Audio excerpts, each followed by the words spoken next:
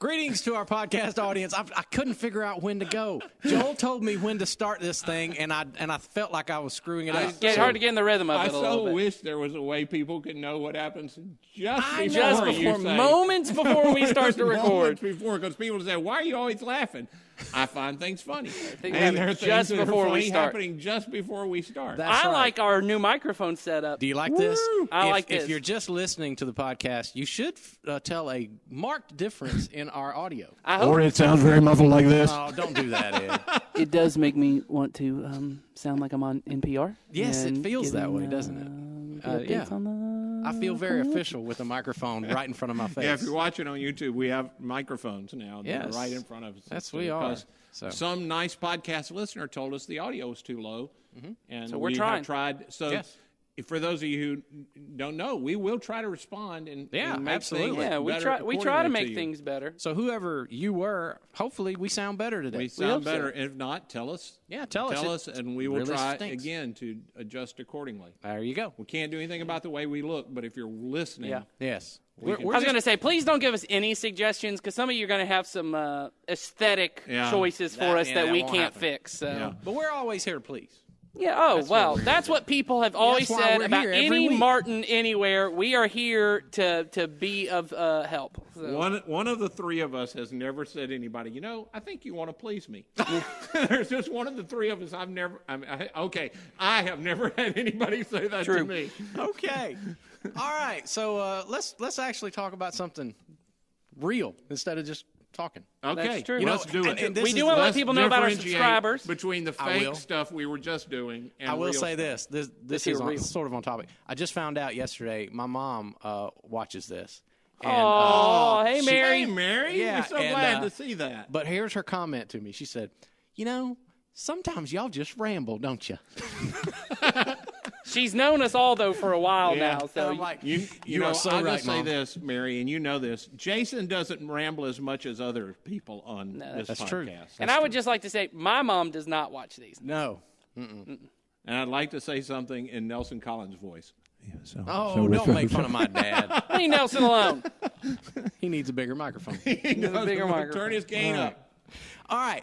First thing I want to say is I want to say thanks to whoever did this. But last week I asked people to subscribe to the YouTube channel to hopefully get us up to 1,000. And as of this taping, we are at 921. Yes. Woo! I think last week I promised a special gift to somebody in the 920s, but I don't remember the number. You don't even remember the Somebody name. could go back and look at that. I do but- know who 921 was, though. Oh. It was my daughter. Oh. We were you at home go. last night, and I said, man, we're at 920. And she says, oh, I can make it 921. There you Okay. go. She sure enough did. So anyway, get us up there. We're going up to 1,000. We're getting closer We're getting all the real time. close. I Inching think there. I'm going to say the end of April we're going to be at 9:30. All right. So 9 more. Not more. There's a challenge to all of y'all. Okay. But thanks for joining us. And we're going to talk a little bit. First, we're going to talk a little bit about Sunday. All right. And then I got some stuff. All right, Stuff let's do to the talk stuff, about. Jason. Just stuff that has been bothering me that I want to talk about. And Stuff that grinds Bothers Jason's Jason. gears. yes, You the know, if it was stuff that me. bothers Ed, just roll that camera. Let's roll. I got stuff that bothers Ed. I don't think I found anything that doesn't. And we got a top 5 today. We do, We and do I was have going to people say wanting to that have that. Nathan We got has a top- top 5. I got he a has top prepared. 5. I'm here to help. So he's here to please. I am here to please. And I'd like to also announce that I have a new segment that when it's supposed to be my top 5, I'm going to roll out something new. Oh boy. No, And it's then never you're going not to be gonna his tell us what top that 5. I is. think people are going to enjoy it, and Nope. I know a person that's going to enjoy it. Nope. A person.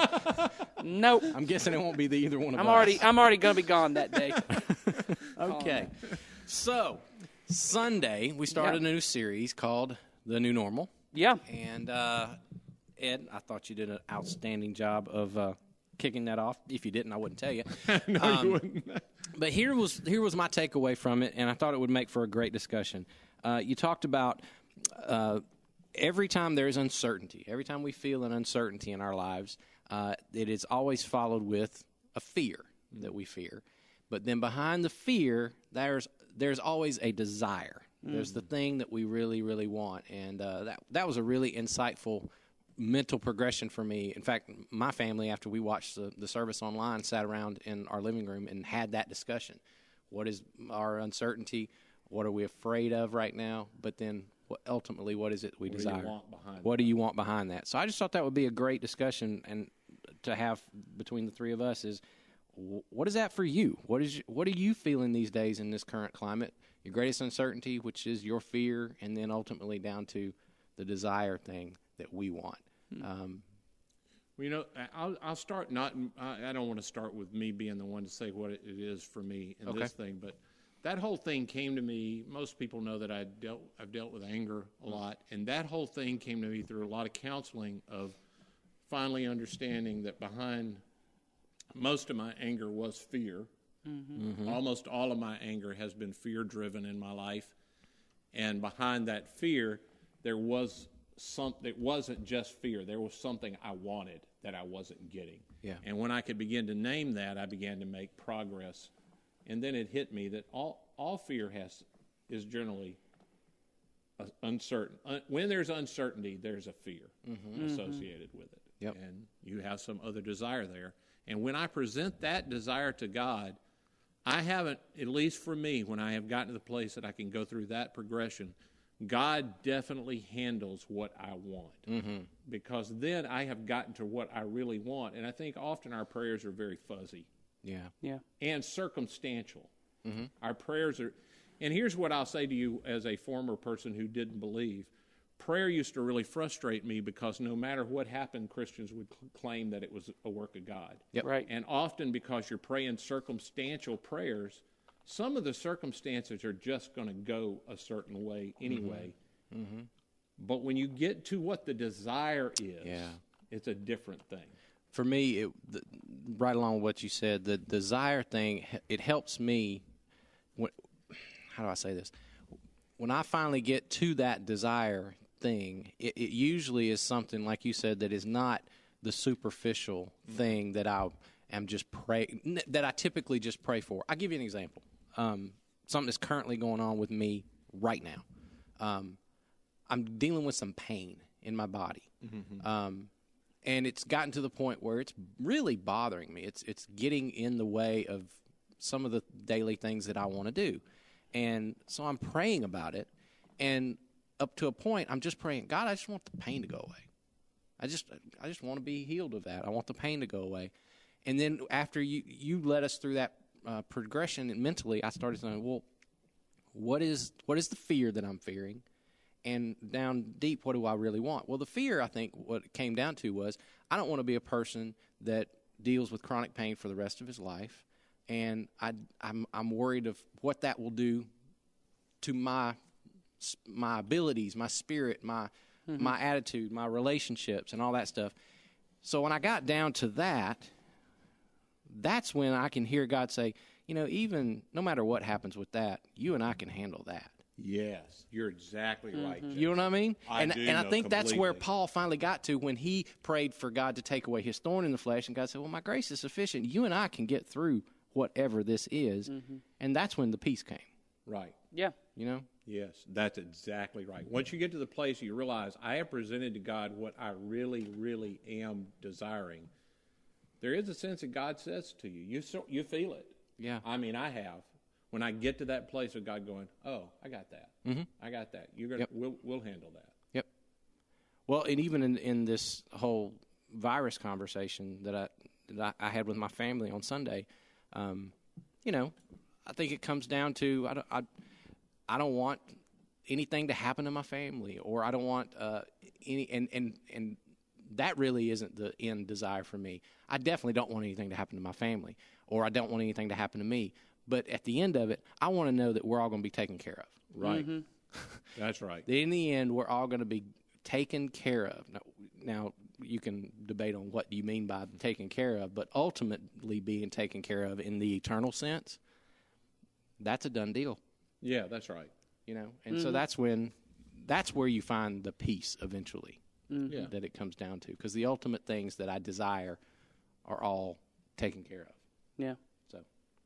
Yeah, I think for me, and I've been sitting here trying to think about it. I don't know if it's fear or what it is, but I think probably the central desire in my life most of the time, and I think for lots of people probably as well, is I want to feel valuable. I want to feel worthwhile. I want to feel like people love me and they care about me. But for me, that has always translated to I need to do something of value, and I need to produce something of value, or I need to make myself invaluable to people. And so I remember for a long period of my life, and I remember telling my wife this, and I would say it over and over again, one of the greatest fears of my life, and it seems silly to think about it, was that something would happen physically to me that I would be unable to play music, because for a long period of my life, I still play music a fair amount, but for a long period, it was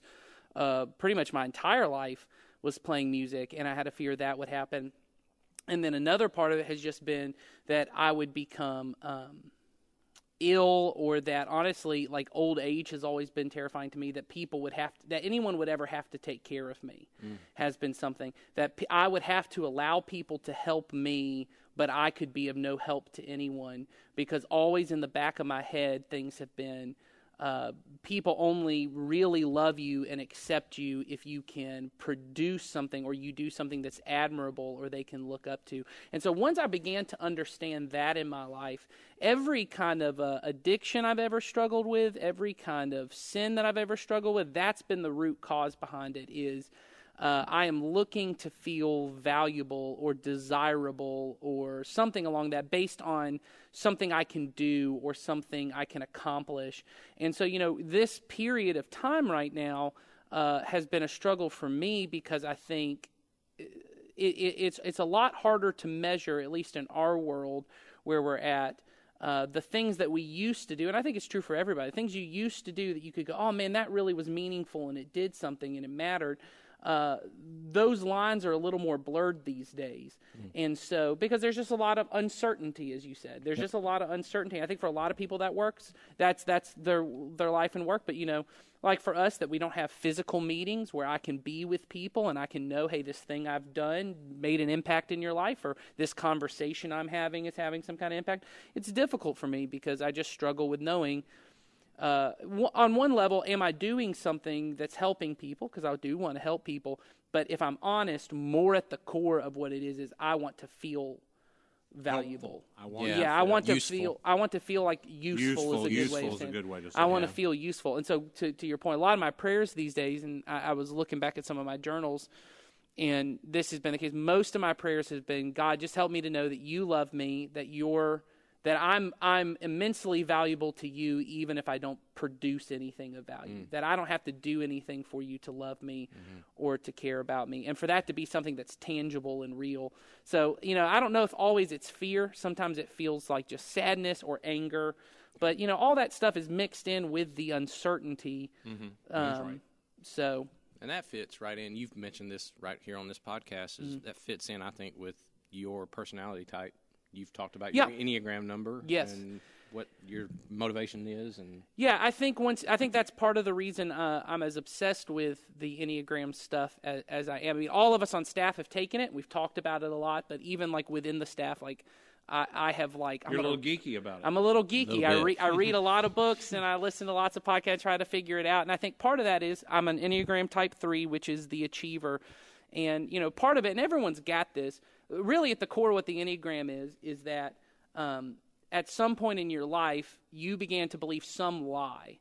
And the lie might be, for me, it was what I just said, that people will love me, I will be accepted, or I will be valuable if, and then mine was, if I produce things of value. Or I know you're a one, which is the perfectionist. So usually that lie that believes is, as long as I do things the right way, or I know the right way, or the right thing, and then you are an 8, and same kind of thing. There's some kind of lie that comes around with people that you begin to believe, and that ultimately what you're trying to do in this process is not just to say, well, I'm a 3, and that's where I'm at, but to get to a place where you say, where can God meet me and change the lie I'm believing, so I accept His love fully, and not this false self. Yeah, so, the benefit of that study when we did it on staff, and I still think about it for me, and everybody gets different things out of it, and I still think about it, is that's what I've used to cope with things in my life, is I'm,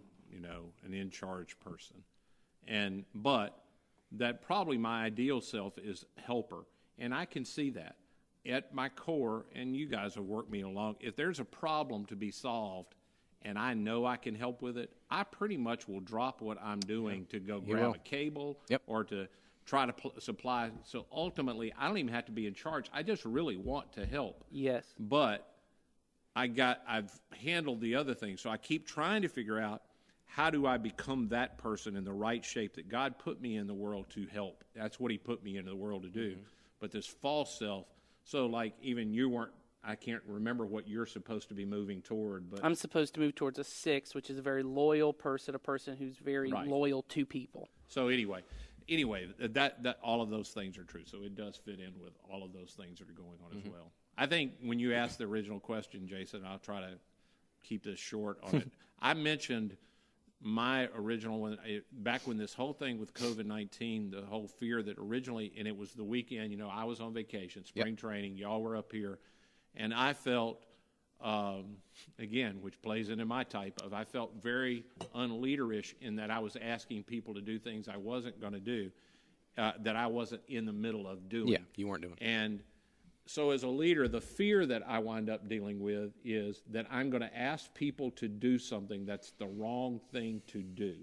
I feel like I struggle with fear of making decisions that are the wrong decisions. Not that people will like my decisions, because I'm way down the road on having made enough decisions to know that there are no decisions that people who aren't making them are going to agree with 100%. Everybody likes every decision they make, even if they're stupid, and hates decisions that most other people make. Yes. So, but I really fear that people will follow me, because I know there are people that follow what I would say to do, and I fear making that. But the desire behind that ultimately is that I know that I have been for me, it's that I have done for God what he asked me to do.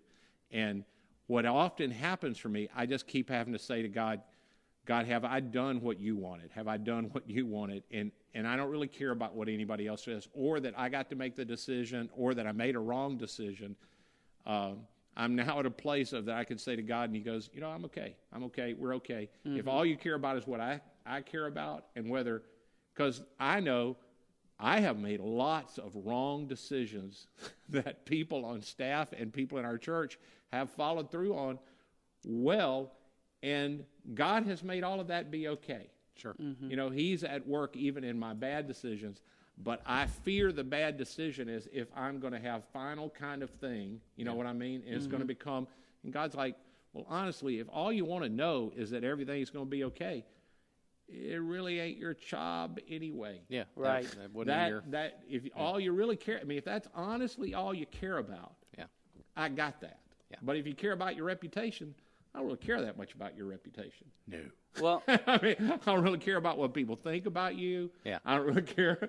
It stinks that God thinks that, but he hasn't said that to me, but it know. feels that way to me. He isn't working that hard to protect my reputation, because my reputation with him is fine. And in the end, the only reputation that matters is his. That's right. That's exactly right. I am here for his glory. Yes. I am here for his glory. Well, and I think the thing that you talked about, it's interesting. I didn't initially think about it, but when Jason brought up the Enneagram stuff, that really is core to the thing that you're talking about of get down to the real desire. Because when you said the thing about coping, a lot of writers refer to these things that we do within our Enneagrams and our personalities and that kind of stuff as defense mechanisms, that there are things that we create to acquire and accomplish the things that we want to gain: love, respect, honor. And so when you talked about the thing of, for people who are on the 8 side of things, often the wound is they begin to feel at an early age that they can't trust people who are in authority to make the right decisions and to protect people, or to protect themselves, that they felt like an authority figure didn't do enough to protect them. And so at some point they begin this need to, I'm going to push against the authority, which I know you've talked about on this podcast was most of your early life and maybe even now. There are still authorities, as you guys well know. Yeah. I struggle with all authority. Right. And part of that is this feeling of I can't. And it ain't right. I don't mean Right. that. No, right. But I struggle with it. Well, and that's the part of this thing that I think if you can figure out what these things are, and that really is the structure of the Enneagram is, as one writer puts it, is we often in our culture focus too much on personality and not enough on character, that everyone wants to find their unique personality test, and we use that as a defense. So if you become an Enneagram person, you go, well, I'm just an 8, I'm just a 3, and that's how I act. Really, the purpose of this is to get to those defense mechanisms and say, where is it that I'm not allowing God to meet me? That's right. And that when you eventually find out in this that, oh, I'm hiding behind this defense mechanism of whatever it is, and God's really trying to meet me and tell me, you can trust me. Mm-hmm. That you can trust me, and that even though you may be afraid that people won't trust you as much or your reputation or any of those kind of things, you can trust me. And then obviously for mine, the place I'm at right now is trying to understand. I'm very fearful or sad or angry because I feel like I can't be very effective. Well, when I eventually allow God to meet me at that desire, as you said on Sunday, that is something God can handle. Oh, yeah, he's willing, and wants to handle it. Yeah. Mm-hmm.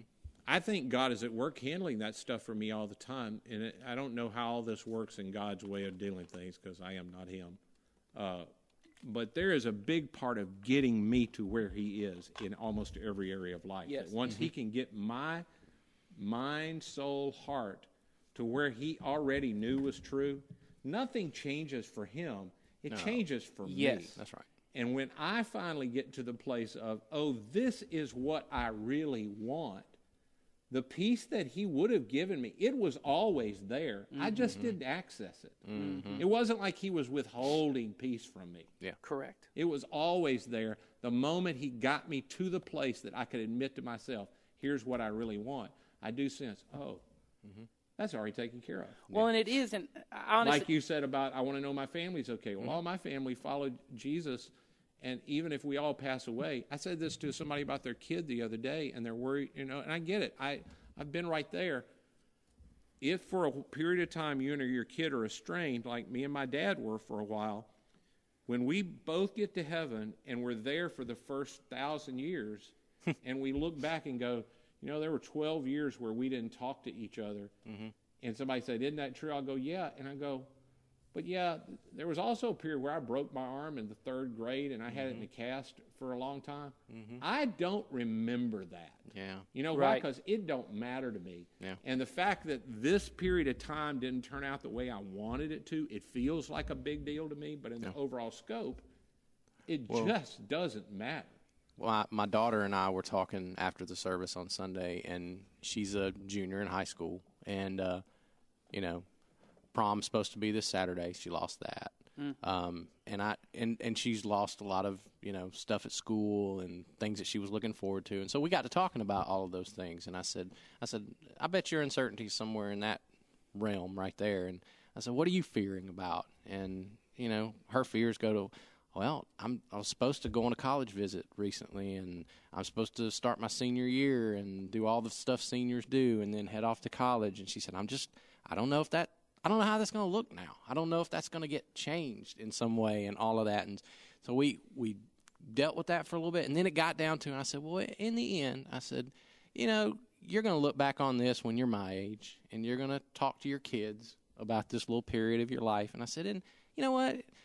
So you missed a prom, and, so you might miss some of these milestones that you were looking for. I said, you're just going to tell this as a story one day. Mm-hmm. You're going to tell them this story. And I said, and I know it feels huge to you. And I said, and we're going to walk through that together and mourn that together, because I know this is, I'm not making light of this. Mm-hmm. Right. I said, but in the end, I want you to walk through it with this attitude and with this knowledge of, even if it never comes back, all these things that I hope I'm going to experience, I said, I'm going to be all right.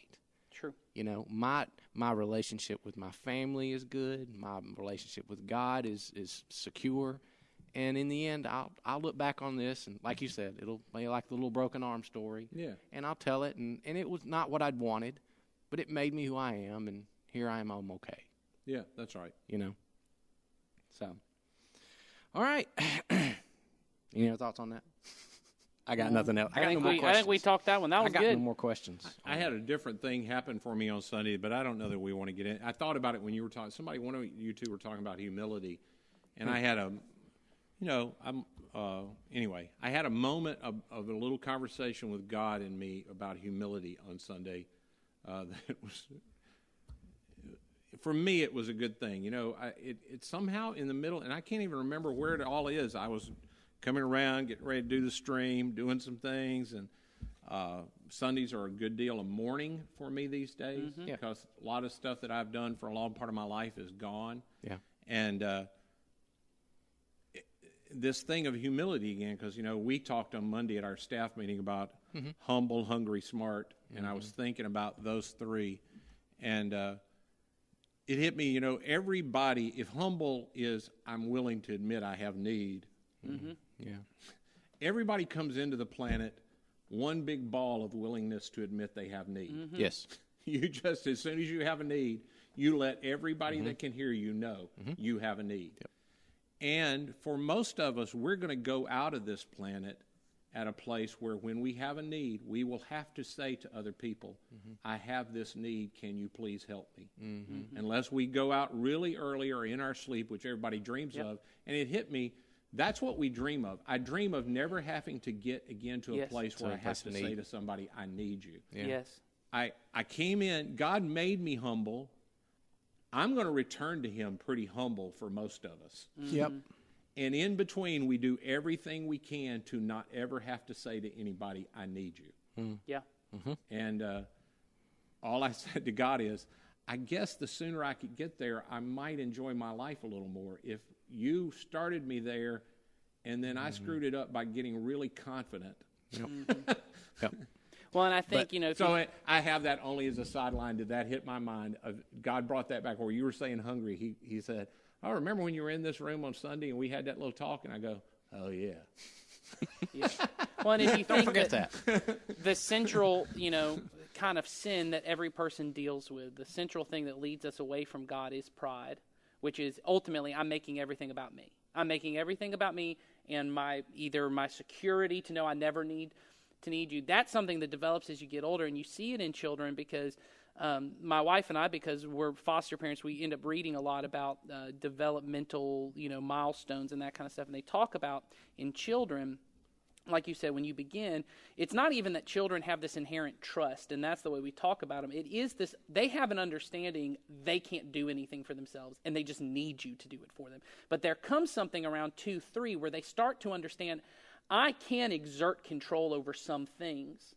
And the temper tantrums are actually a response. They're a frustration to understanding I could control things. You control some things. There's no way I can. And it's actually this frustration. And so what it talks about is instead of just coming in, and this is the parenting side, instead of just coming in and imposing, nope, can't have, nope, if you can help them walk through, hey, you can't have that. And I know you really want it, but this will never get you what you want. Throwing your body and lashing out in anger, it's never going to get you what you want.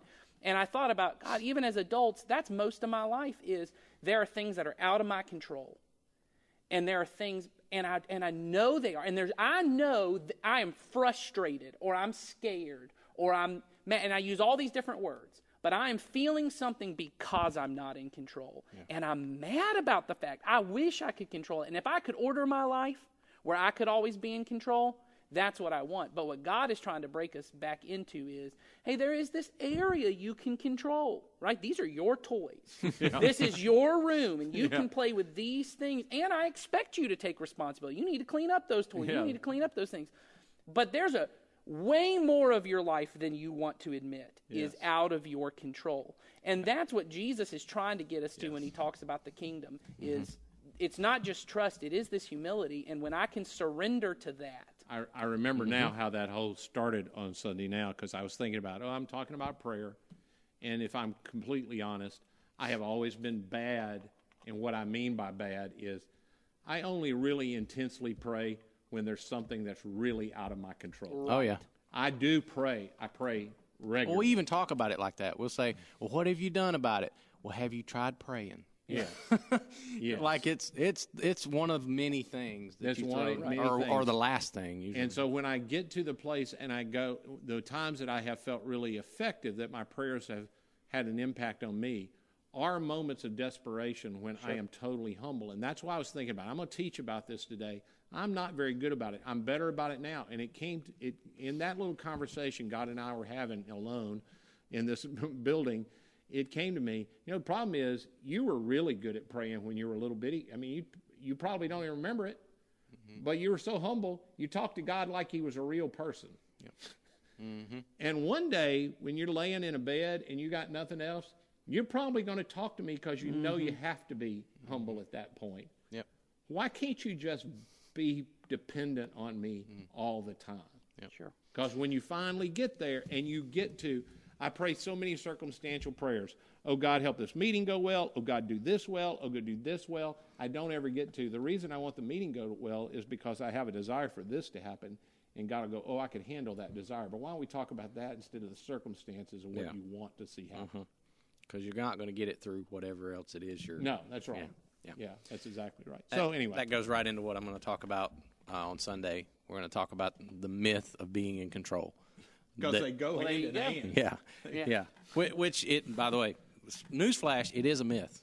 Yeah. that we are in control of anything when it comes down to it. And as I'm going to say on Sunday, I think that's pretty apparent now. That, if we had this illusion. It should be. It should be gradually more as we move through this life. But I think in one fell swoop, a lot of us saw it in the way that things are going down. So we're going to talk about what do you do when that moment comes and you realize I'm not making stuff happen. Stuff is happening to me.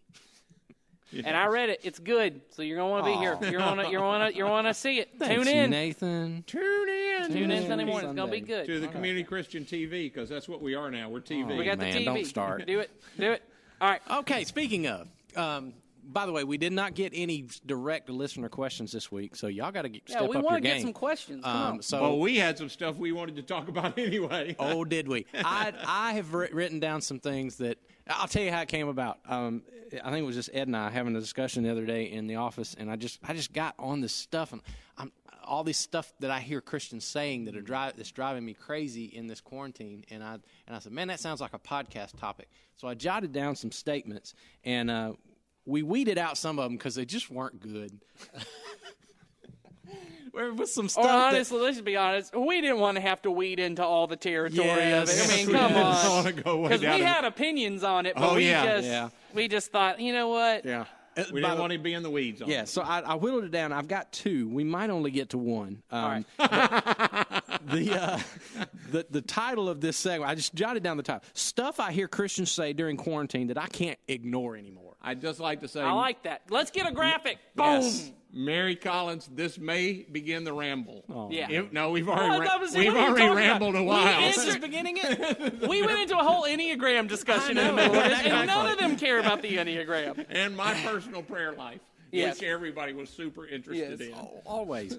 So here's the first thing that I hear This is the first thing that I hear Christians say that I don't agree with, and I wish they wouldn't say it, and it bothers me, and I just want to give us some better thoughts on it. So here we are, we're in this quarantine time, and the church can't meet, and I'm sure it's because people want to make us feel better about the fact that we're not meeting, and so they'll say something like, well, it's all right.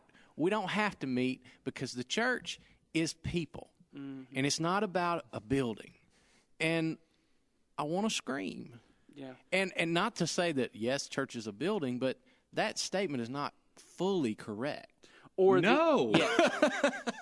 The intent of the way it's mostly often said and is if not you said correct. that, I'm not disparaging you. I think people don't understand what they're saying when they say that or the implications of what they're saying. Because the one that I've seen that I think has been the most, I will say, most incorrect has been when people post one where, and it's like a little cartoon graphic where someone says, Satan's going to shut down all the churches, and God says, I'm going to open one in every home. Yeah. I think that's the one that's a little more incorrect, because at the heart of it, like you're saying, there is a truth to church is the people and it's not the building. Yes.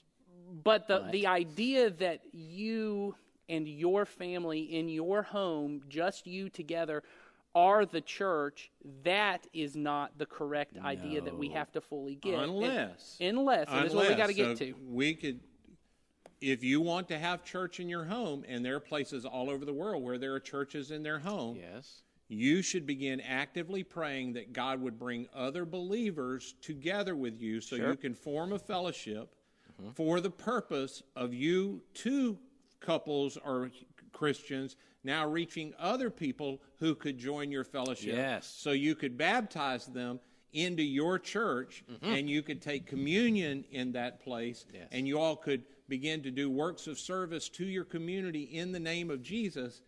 Now we get in some church. Now we got stuff. us a church. But me just personally living out the call of Jesus on my life, Right. I am a part of the church. I'm a body part. And my family, even though now they're how many there 16. are? 16 of us. He's cutting 2 out. Yeah, I don't want to cut anybody out. I like them all. Oh, you mean your nuclear family? My Okay. personal big family. Got it. All of us together. We're bigger than some churches I preached at. Yeah. I have preached true. at churches that were under 20 easily. And we aren't a church. No. Right. We're just a family because we aren't actively inviting more people to come in the name of Jesus to be a part of. But you're going to join the Martin Church. Well, and That isn't Ooh, what we do. No, thank you. nobody wants to join that A lot church. of arguing and opinions Yes. being shared. Okay. Well, and ultimately, the call that's been put on the church, because it's the call that was put on to disciples of Jesus, was go and make disciples. Yes. Go and make disciples.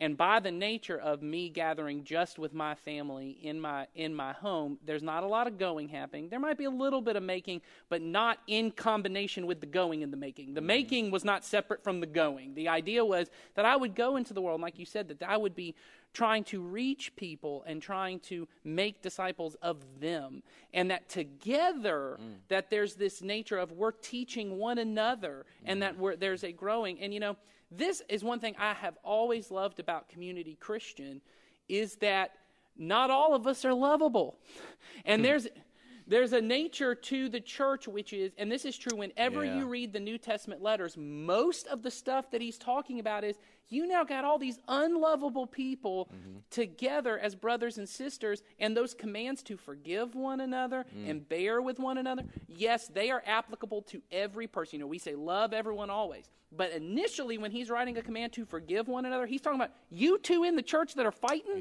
y'all got to forgive one another. And that's how we grow as followers of Jesus, to then go and do that for other people. The thing you're talking about, being in church is a good place. We should be diverse, and there are people that I wouldn't naturally be with. Yes. It's one of my favorite old Dallas. We quote Dallas. Here's my Dallas quote for today. Dallas would often be asked because, Dallas was spiritually mature and teaching everybody else, and he was very committed to the local church. He was a local church guy. And people would say, Dallas, why do you go to church? And he'd say, well, if for no other reason, Jesus said, love your enemies, and that's a good place to find someone. Yeah, boy. That's perfect. If you don't read Dallas, that is such a Dallas quote. And he would say it with that deadpan thing, Yes. not with any humor. He would say, it's a really good place for you to find an enemy or two is at church. Yes. And that's what I mean is, obviously in our families there are people that are unlovable and hard to love. But by the nature of just even biologically in something within us, we're a little easier to try and work those things out, and that's really what God is trying to do through the church, is create this new family of, you wouldn't be my brother and you wouldn't be my sister, but we got to work this thing out, not only because Jesus told us to, but we got a mission to do, and we got to do this together, and that's what bonds us together. And so. Yes, the church is a people. That is true. But it is this gathering, and I know lots of churches that refer to it as there's a Sunday morning gathering so that we can scatter. There's a gathering and there's the gathered church and the scattered church. That there is a scattering where we go out into our personal worlds and we are representatives of Jesus' church and we are representatives of Jesus. But it is for the purposes that you have talked about of I'm serving for the sake of advancing this gospel or this good news of the kingdom that God is at work in the world. That reminds me of some churches that I was a part of when I was a kid, and they would have written above the door as you exited the building, you are now entering the mission field. Right. That's right. That's or, great. or something along Yeah, those sure. lines. I went to a church that had that too. Yeah, and you saw that every Sunday as you walked out the door, and it was to give us this sense of, yeah, we came together and we gathered together, and that was good. But now this is when the real ball game starts. You know, we're going about in the world doing the work of the church Right. that was given to us by our leader Jesus, and so we go out and function, and we'll be back. We'll be back together soon, but we're out there doing what he gave us to do as our mission. Yeah, I think the hardest part for me, these statements, and it really is, it's currently in the time, I'm having a very difficult time these days with things that Christians, and I'm going to assume everybody's meaning well with it, but because of what we're being asked to do, they then want to give a reason of how it fits in theologically or what with God, what God ultimately wanted. And I would say we all are having to do this, but let's don't put God's name to it. Yeah. I mean, or to say this theologically now fits better, because I think I told you all, I was on something with a guy, and he said what I hear lots of churches now saying, we're reaching more people than we ever did because we have all these viewers, Right. that are watching. And I said to him, I guess that means when this is all over, you're going to sell your building and just keep doing this, because theologically, if you believe you're reaching more people, why would you stop doing it? That's right. Right. And he said, well, we're not going to do that. And I wanted to say, so you don't really believe what you just said. Yeah. And I think It's something you say to convince yourself what we're doing is what has to happen. And I think to get us, back to like a thought that you can kind of take out of this is if you're starting to think, well, then, am I even a part of the church now based on what you guys are saying? Absolutely you are, in the sense that it's just not you and your family are not the church. You're still a part of Community Christian, and you join in with us, hopefully, on Sunday mornings, and you're doing a part of this. And we hope that you're a part in other people's lives by being connected in a small group. And we talk about this all the time. If you're not, please, there's a card called Connect. Yep. On our website, do we it. do that. We hope you guys will, this is our discipleship group mentioned, that you'd be involved in a discipleship group where you'd be growing in that. And then obviously, when you're talking to people, that you would be personally sharing God's love with people, and also hopefully inviting them either to join in on that service, or invite them to join in with your small group, or invite them just into a conversation where you can talk about Jesus. In those ways, you are doing the work of the church, and you are involved with us. But I think at our heart, what we really want to make clear for all of us is that we get clear of what it means to be the church, because it is such a it is the joy of my life here that we get to join together, and that we get to be brothers and sisters, because it really is what Jesus modeled. I mean, Jesus could have come to earth, not gotten any disciples, walked around, done everything he needed to do by himself, but he was modeling for us. He brings all these disciples who none of them would have ever been friends with one another, ever done this. He sends them out to go and get other people, and sends them out on these missions to spread the gospel, and then he sends them off to go and do what he modeled for them, and it's a blessing that we get to be a part of. Well, and I've said this to some people too, and basically what we're forced into in this season is it feels this way, that we're just being content providers. Sure. We're just putting out a product to watch on an internet stream, and if that's all, my thing is I don't believe that's what Jesus was talking about when he said, go and make disciples, baptize them, and teach them to follow me. So for us to say, oh, it's all good, we're right here in our home, and we're the church, and we're watching, and we're doing that. Yes, that's fine for now, but let's be honest, that is not the mission that we were given to by Jesus. So, he did not come. He said, I'm gonna build my content creation system that will broadcast out a few sermons every week. That's not the church. Well, and I think right now I've had to defend some people who are really missing church. They're Absolutely. they're missing the fellowship, and somebody in their world will say to them, it's not the building. Why are you so in love with the building? I wasn't talking about the building. That's what I wound up saying to somebody. Just say to them, you're right, it's not the building. I wasn't talking about the building. But the church is a people, and I miss the people. Yes. The people, we are a part of each other. I mean, I think of it about, I have a friend that goes to community Christian just recently had to have his leg amputated. And he already talks about phantom missing his limb, and it still feels like it's there, but he knows it's not there. Yeah. That's the way I feel on Sunday now when we're there, and That's I'm great, sitting in yeah. the digital foyer, and I'm saying names, and I can visualize the name, but we're not together. No. Not in the same way, and I miss it. Mm-hmm. I miss the people. I just miss the people. Yeah. Well, and it Some of them that I'm not even exceptionally close to, but I miss us. Yeah. I miss what we are together.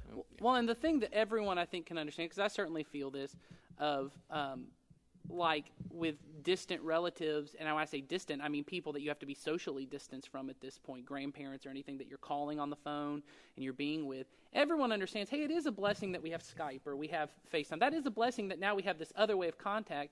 But I don't believe anybody would say, and when this is over, I'm never going to be physically with my grandma again, because we understand it's better than it could be, but it's still lesser than it should be.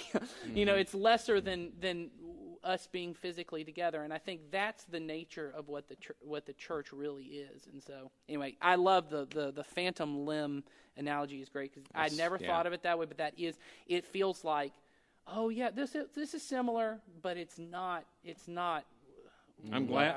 I mean, and for that guy, he had to have it removed. He Sure, understands why it absolutely. happened. I understand why we're in the situation. I do too. I'm not saying it shouldn't be this That's way. right. That's right. I'm not trying to say that. I'm just expressing to you, this isn't the way it was meant to be, and nobody would look at that guy and say, you know, you're better off with just one leg. Right. That's the way it was meant to be. No, that's not true. No. That's right. Did it have to happen? Yeah, it had to happen, but it's not better. Yep. All right. I think we've done enough. I'm gonna call it there.